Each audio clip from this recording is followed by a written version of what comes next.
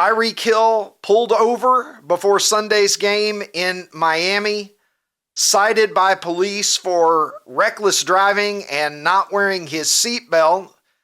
And as we saw, put in handcuffs, face down on the ground by multiple police officers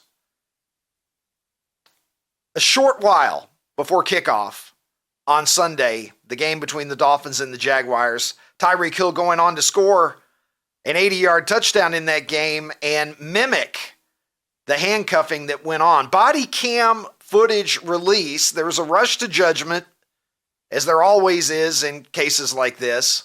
Everybody getting their 2 cents worth in. Accusations of racism out there. Stephen A. Smith and others. Jamel Hill.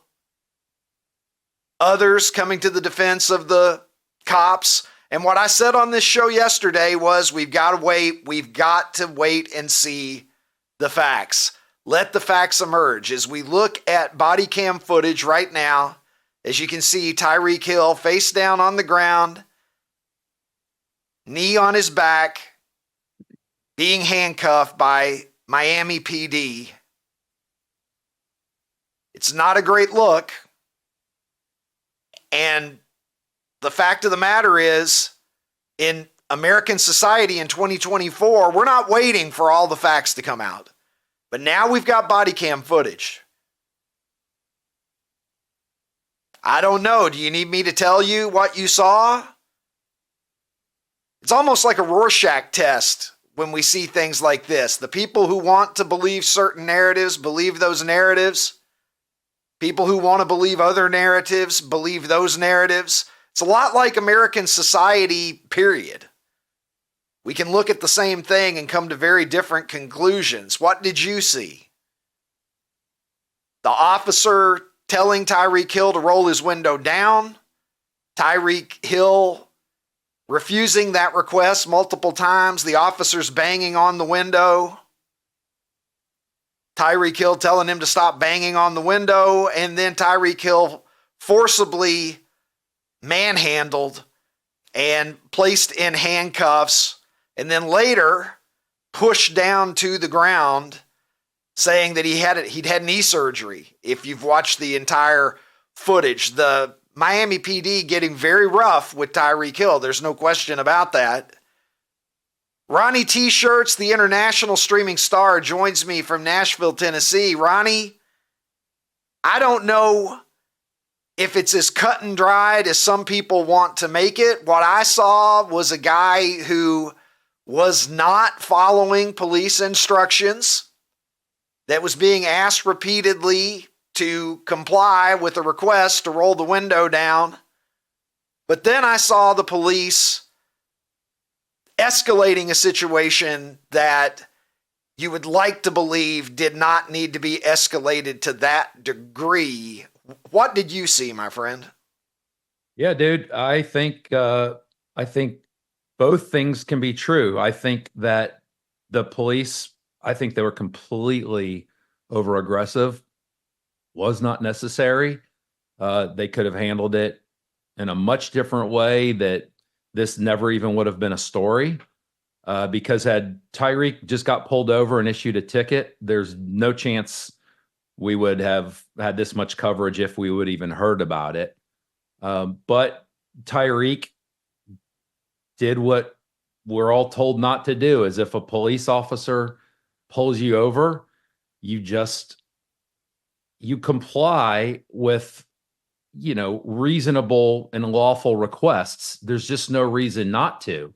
I don't know, maybe it hurts his pride or it hurts his ego to be told what to do. But the fact of the matter is, we've all been taught, just do what you're asked to do, and it'll probably go okay for you. And I know the whole deal in this country, how people think that, and I'll admit, I don't know what it's like to be a black guy being pulled over in the car, so I can't speak 100%. But I feel like had he just done what he was asked to do, I don't think it would have escalated like that. But what he did was not so egregious that it deserved that kind of treatment. So I think both parties could have handled this a lot better, Ricky. Well, I think that that's a pretty common sense position, Ron. We live in a country now where you got to go all in one way or the other. It's 100% Tyreek Hill's fault, or it's 100% the police officer's fault. Certainly, the tinted windows don't help. If you're a police officer with those tinted windows, they don't know what somebody's going to do. They don't have the context necessarily right in that situation that you and I have. The public looks Ricky, at that and we're like, well, it was Tyreek Hill. What was he going to do? Did you think Tyreek Hill was going to shoot you or whatever? And I get that. But as cops in the moment, in the situation, there's things that they have to do to protect their own safety. And I also understand that.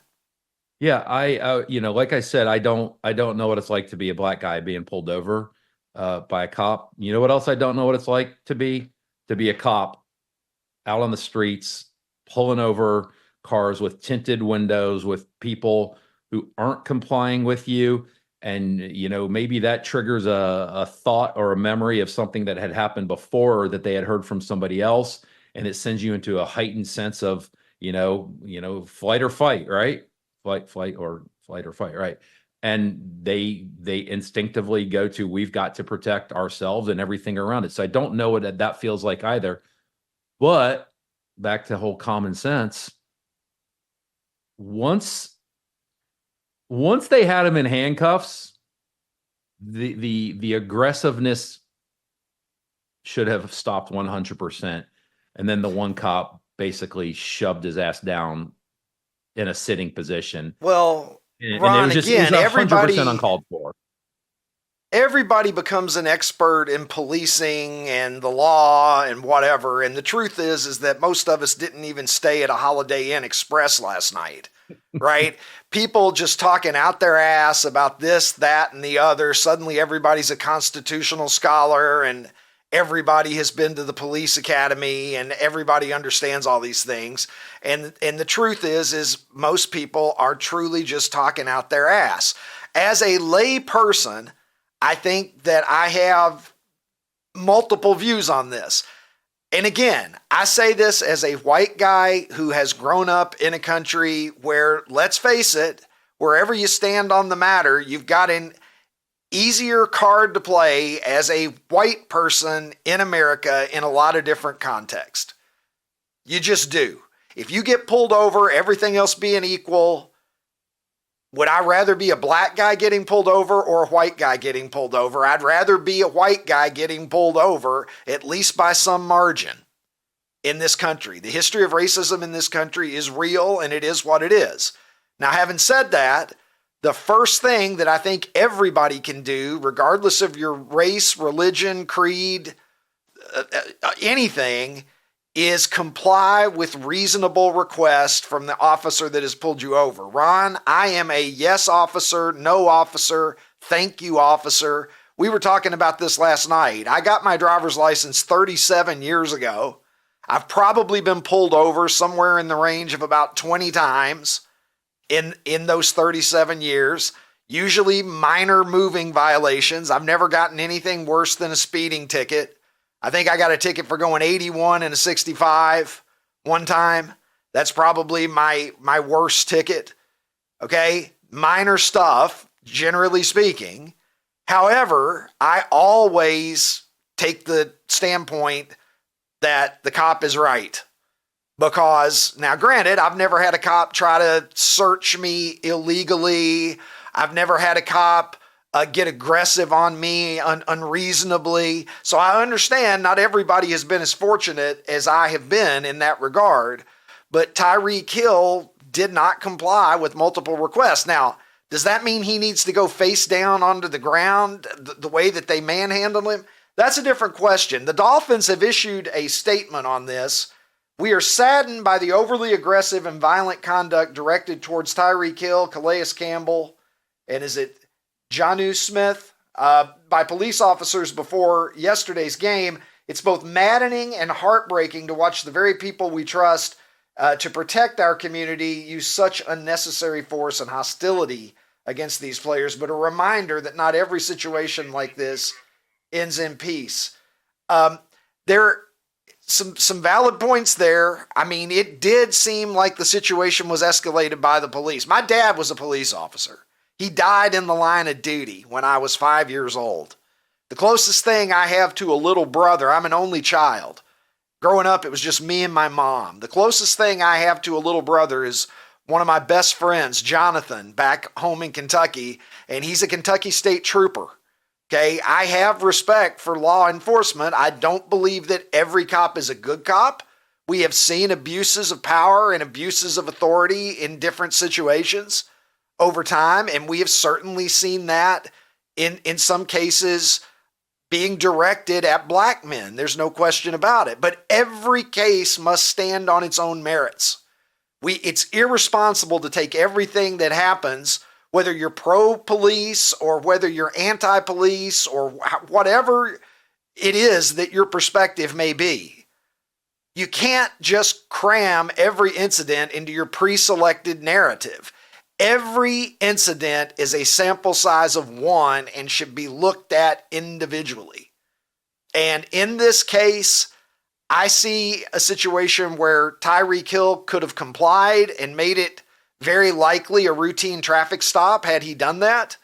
But I also didn't see any aggressive behavior on the part of Tyreek Hill that, at least to me as a layperson, would have necessitated the degree of violence and throwing him around that we saw in terms of the way that the police handled it, Ronnie.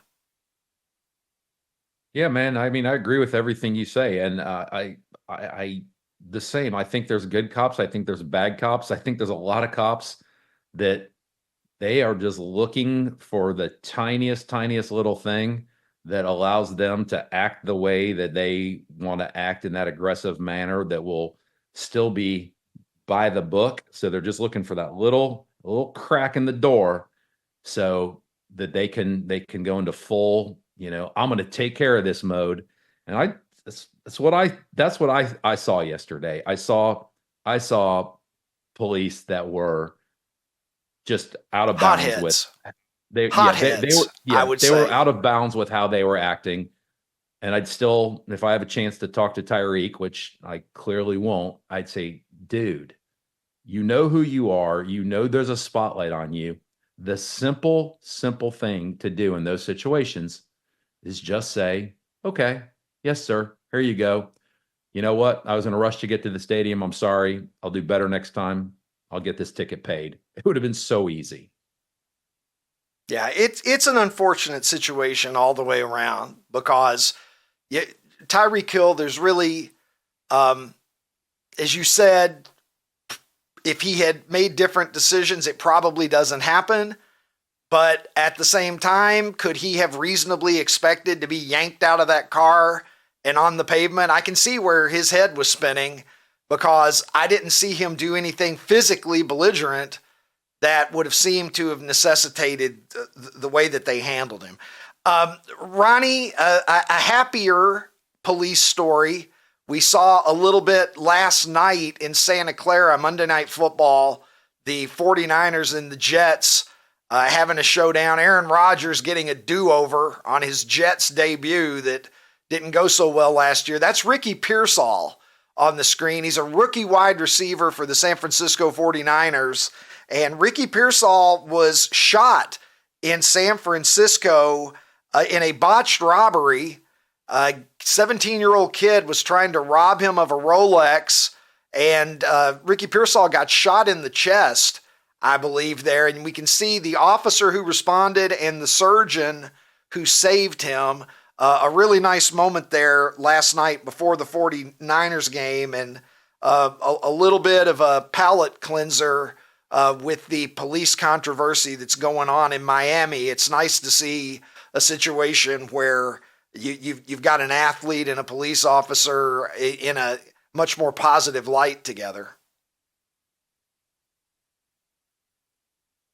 Yeah, one thing I found out, I guess, as this story came out was they were talking about how this was a surgeon that saved his life. I didn't realize that it was that bad, because that first report that came out, I thought it was just a bullet had hit him like in the shoulder and it just went out the back, which of course nobody wants that to happen to him.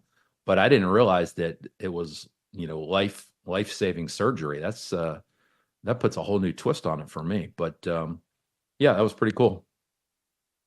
Yeah, absolutely. And nice to see something positive. Man, we don't get enough positive stuff in our society. And as we all know, the things that are controversial, the things that are perceived as outrageous or sensational, they usually lead, because that's what the public is interested in. So nice to be able to give a little shout out there to something positive that happened in San Francisco as far as the response to Ricky Pearsall's situation. And looks like the young man is going to be in action later this year. John Lynch, the general manager of the San Francisco 49ers, saying that they expect him to make a relatively speedy recovery. So that's also a good thing. The game last night, Ron, not the do-over that Aaron Rodgers probably would have preferred. The 49ers 32-19 winners over the Jets last night. Christian McCaffrey sat this one out. He was a surprise inactive in this game, and he was listed as questionable, but after the game, Jordan Mason, who filled in for him, kind of let the cat out of the bag that he knew on Friday, perhaps Friday night, that he was going to be the starter, and that has generated a little bit of controversy, Ronnie.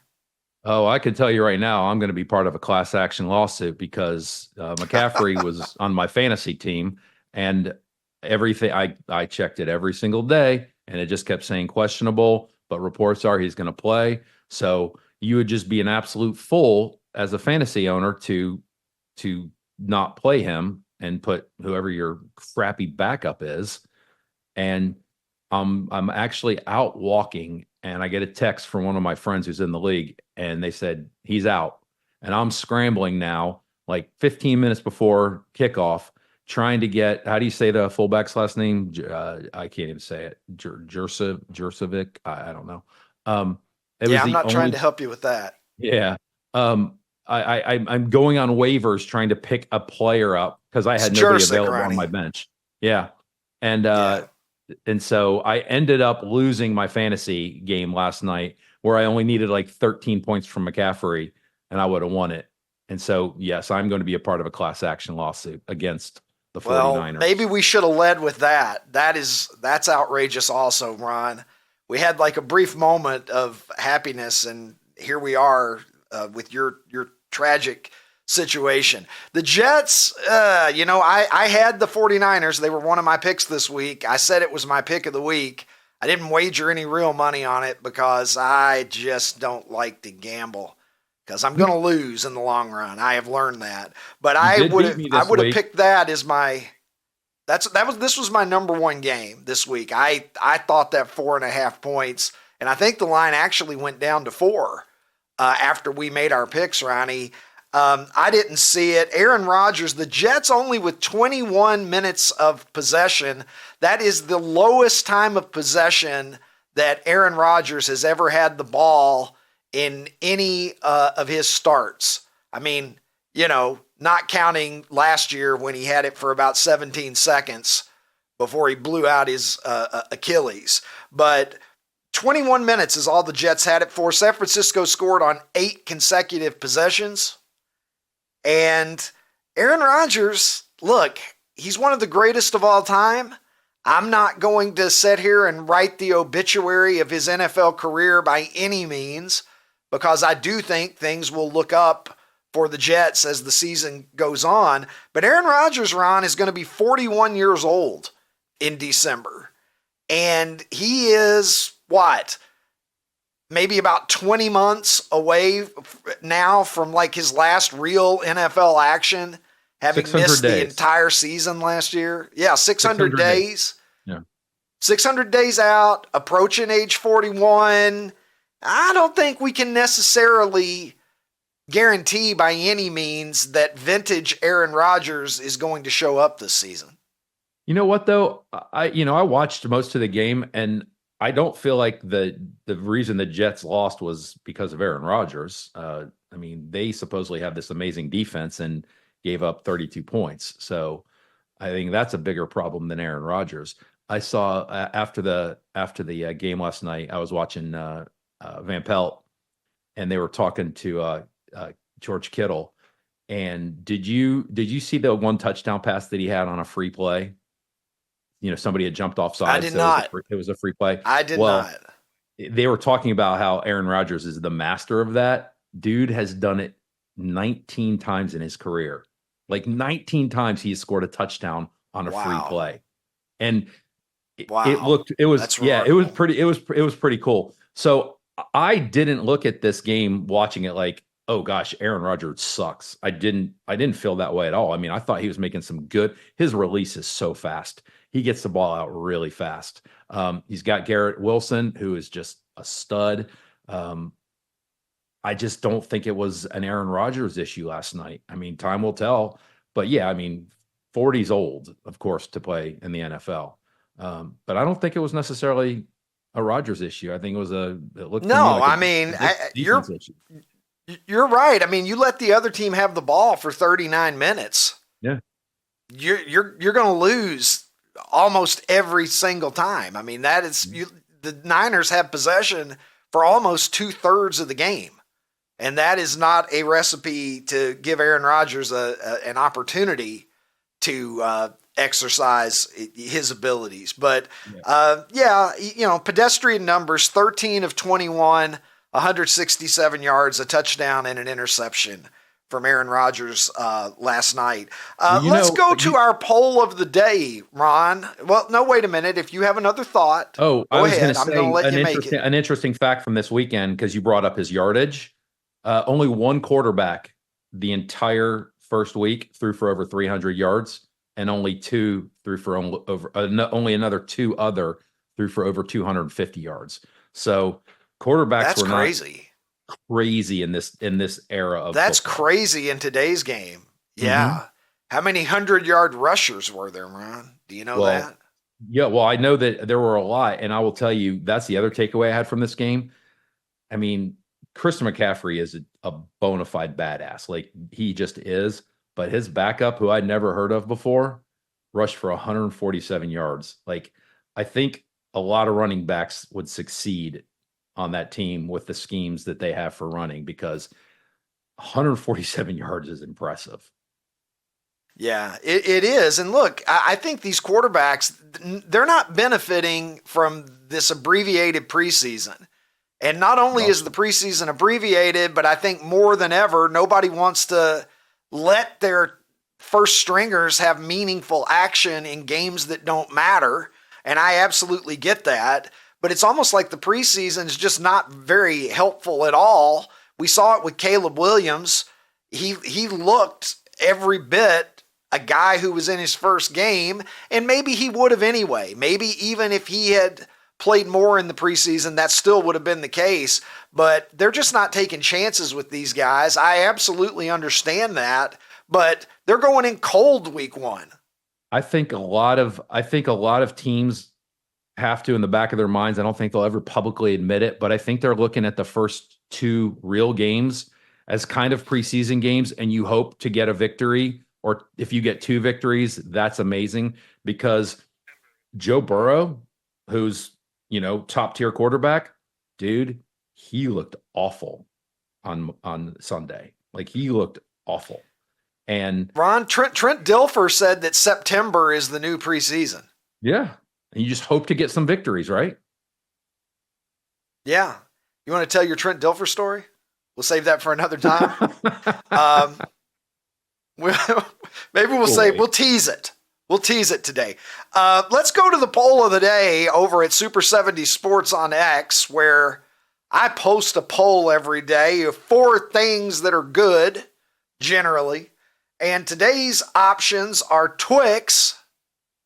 Ron, it's a cookie, and it's also a candy bar, Ron. I think that's the gimmick there. We've got Lambeau Field. the most storied of the current NFL stadiums. Saved by the Bell, Zach Morris and AC Slater and Screech and that whole crew. And then Van Morrison, the soulful Irish singer. We're going to learn something about producer Tim now as we do. I like to get to know my producer better this way every day on this show. We're going to find out. And it's Twix for producer Tim. And it looks like Twix is going to be today's winner, Ronnie. You always tell me that you prefer food stuff. You going Twix or, I mean, for you, I know you're not picking Saved by the Bell. You've probably, I was probably an never adult even watched Saved by the Bell. I didn't. I was an adult when that show came out. So my friend Mark, I was almost an adult, but that didn't fucking stop me from watching it. No, whatever. That's, those are your choices, Ricky. So my friend Mark, well, look, 22.5% of America is with me on this. Yeah. So although my friend I'm not Mark, voting for it. My friend Mark, who introduced me to Super 70s 8 years ago, texted me before the show, and he said, "Who the fuck is Van Morrison?" And I said, "I don't even know." Oh, look. So I looked it up. I'm trying to do this motherfucker a favor. So I looked it up, and to my, I guess, amusement, he sings one of Lori's favorite songs of all time, "Brown Eyed Girl." And so I'm like, oh, okay. So I know who it is. I just didn't put the two together. But my vote was Lambeau Field. And the reason that I picked Lambeau Field is if you've never done it and you have an opportunity, do it. In the off season, you can go up there and they do tours of the stadium. And it's pretty cool because the history of the Green Bay Packers is, long and storied. And so it was a really cool tour that I got to do. And so that's why I picked Lambeau Field. Producer Tim telling me that he almost chose Van Morrison because some girl in Cancun once told him that he looked like him. So I have no idea what he looks like. There you have it. I guess he looks like Tim. You have no idea what he looks. Well, he doesn't. Well, he may have looked like Tim then. I don't know how long ago this was, producer Tim. Lambeau Field. I've been to Lambeau Field once, and it was, I think, 2006. I think it was Brett Favre's last season or next to last season with the Packers, and they were playing the Arizona Cardinals, and Matt Leinart got the call that day for the Cardinals. And I remember I saw Mean Joe Green because he was on the Arizona Cardinals coaching staff at the time, Ron. Yeah, so I've been to one. That was a perk. I've been to one regular season game at Lambeau Field, and that was in 1991. And I saw one of your favorite players blow their knee out. It was the game where Randall Cunningham blew his knee out. So that was my one time. Yeah, that was my one time. Speaking of fantasy football, that broke my heart. I had him. I had Don Majkowski and Randall Cunningham in 1989. And for some of you old motherfuckers that are listening to this, yeah, I won my league. I actually won the entire service. It was a play-by-mail thing because this was like prehistoric, Ron. And I ended up winning $1,000 first prize for having the highest scoring team out of there were 40 leagues. And I had the best team. I was 18 years old. I won $1,000. I was on top of the world, Ron. It's like $10,000. I thought I had peaked. Yeah. And living in Horse Cave, Kentucky as an 18-year-old, I thought that $1,000 was going to last me for the rest of my life. I also thought Don Majkowski was on his way to a legendary career. Whoops. And more sad news today, Ronnie. A super sky point to the great James Earl Jones. And you can see my tweet here. I said his baritone of gravitas, and I believe that was one of your bands in college, Ron. Elevated every film that he was in. He'll be most widely remembered probably for giving voice to Darth Vader. He wasn't in the costume, he was just the voice.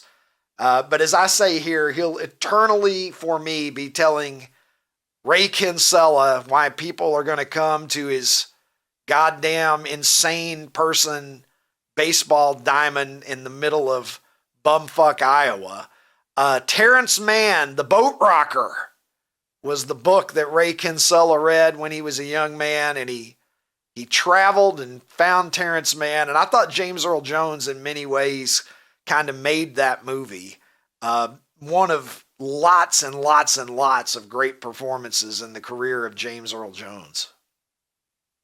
Hey, OutKick fans on YouTube, if you enjoyed this episode, hit the subscribe button and make your way over to OutKick.com where you can watch the full episode.